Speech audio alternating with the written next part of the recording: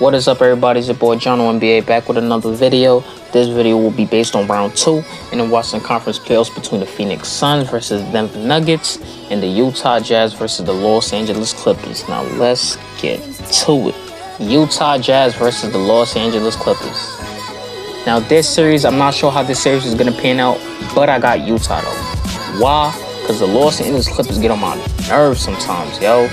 Like, yeah, I know they were down 0-2 against the Mavericks. Then they tied the series. The Mavericks were up 3-2. Kawhi went off, dropped 45. And in Game 7 last night, he dropped 28 and 10 and 9. He did his thing. So did Paul George and the rest of the crew, which was really good because I was worried about them, like really worried about them. Now, coming into this series, I think Utah's really going to give it to them, yo. Because, one, because of their fans. That crowd is going to be live and buzzing. We know how Utah fans can be. And number 2, the Utah Jazz doesn't make as much mistakes as the Clippers make on the offensive end. And they're fully locked in. They proved this season why they're the #1 seed in the West. And, yo, the way the Clippers struggled guarding Luka and letting Tim Hardaway Jr. average 18 on him, Porzingis, well, I don't even know what to say about him. He's just not that guy. He wasn't helping Luka at all. If he'd be more of a big help, the Dallas Mavericks could have really won that series. And so my point I'm trying to make here, the Utah Jazz has a lot of weapons that can really crush the Los Angeles Clippers. And on the defensive end, like, especially on the defensive end, like, they have knockdown shooters as well, as in Joe Ingles, Bojan Bogdanovic, another knockdown shooter. My man Mike Conley, who I think is just one of the most underrated players. I've been saying this ever since he was in Memphis. Jordan Clarkson, who's just having a stellar and amazing season. He was the 6th man of the year for a reason. Royce O'Neal, a great defender. Then, of course, you have Gobert, a great shot blocker down in the post. My defensive player of the year, by the way. And Donovan Mitchell, who's a dog, can ball. He's not afraid. He's definitely going to show up. I really don't know how the Clippers can win this series against Utah. And as for the Clippers, Paul George, yo, he's going to have to help Kawhi big time. And I mean big time. The Utah Jazz team is really a team to be reckoned with. Like, they're really serious. And there's something else I want to mention. Tyronn Lue.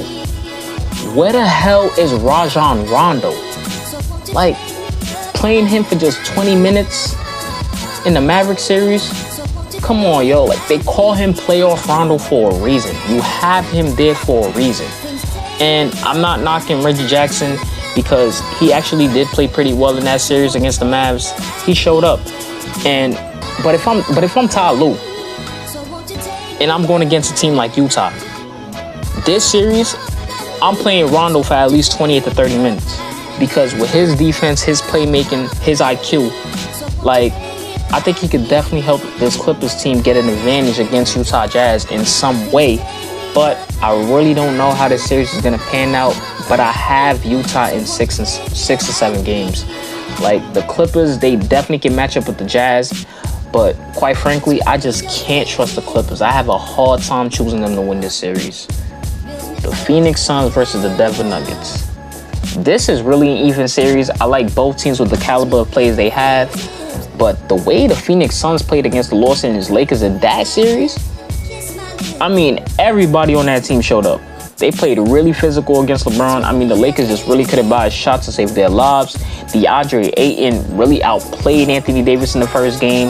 Yeah, he dropped 34 the next, but Ayton was just fantastic. He really played like a big man compared to what you see now with most big men playing today. And with that being said, I think he'll definitely give Jokic problems on the defensive end regarding on the inside, which will only leave Jokic to score outside. That's how good I think DeAndre is defensively. Offensively, the way he outplayed Drummond and the rest of those guys on the boards, I don't think Jokic has an answer for him. CP3, if he could stay healthy, I already know what he's going to bring. Greatest leader in basketball. Mikal Bridges and Jay Crowder, they're going to do exactly what they did with LeBron, playing physical, defend the perimeter well against Michael Porter Jr. and Aaron Gordon.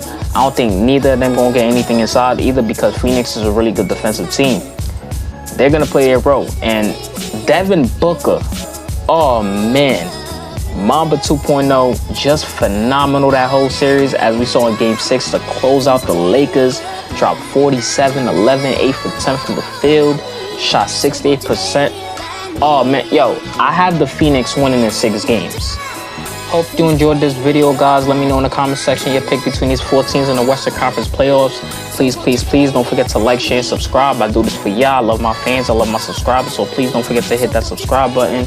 Show your boy some love. Till next time, John out.